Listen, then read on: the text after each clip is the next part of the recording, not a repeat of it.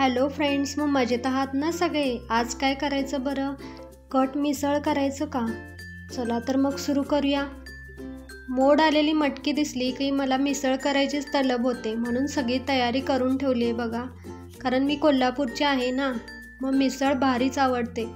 अशी मटकी मोड आलेली घेतलेली आहे. आता कट मिसळ तयार करण्यासाठी कढई ठेवलेली आहे. त्यात 4-5 चमचे तेल घालायचं. तेल जरा कट येण्यासाठी भरपूर घालायचं आहे.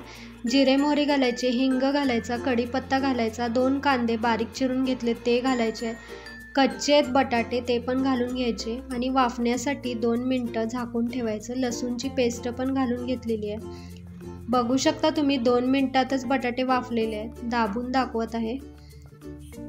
आता मोड आलेली मटकी आहे ना, ती पण घालून घ्यायची आहे. ती पण तेलामध्ये चांगली परतून घ्यायची. परतून घेतली ना लवकरच हे होते. झाकून ठेवायची 2 मिनटं.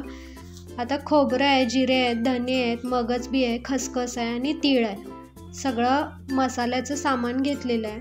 आता ते चांगलं भाजून घ्यायचं 2 मिनटासाठी. चांगलं भाजून घेतलं. मिक्सरमधून याची बारीक पावडर करून घ्यायची आहे, म्हणजे आपला मिसळचा मसाला घरीच तयार होतो.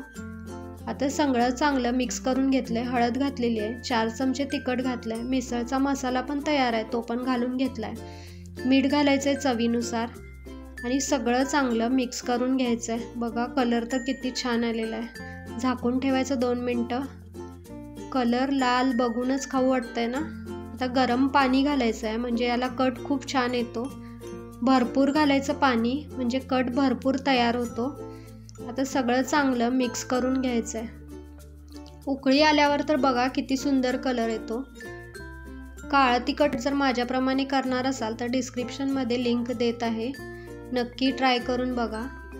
अशा प्रकारे पातळ करून घ्यायचं आहे. उकळी आलेली आहे बघा. कटचा कलर तर किती सुंदर आलेला आहे. बघूनच खाऊ वाटतंय ना. मग कोण कोण करून बघणार?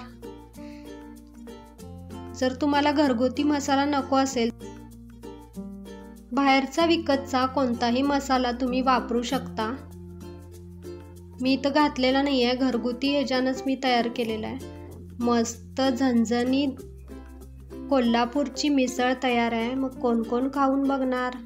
चला तर मग पुन्हा भेटूया अशाच नवीन रेसिपीसह. तोपर्यंत खुश राहा, मस्त राहा आणि खात राहा.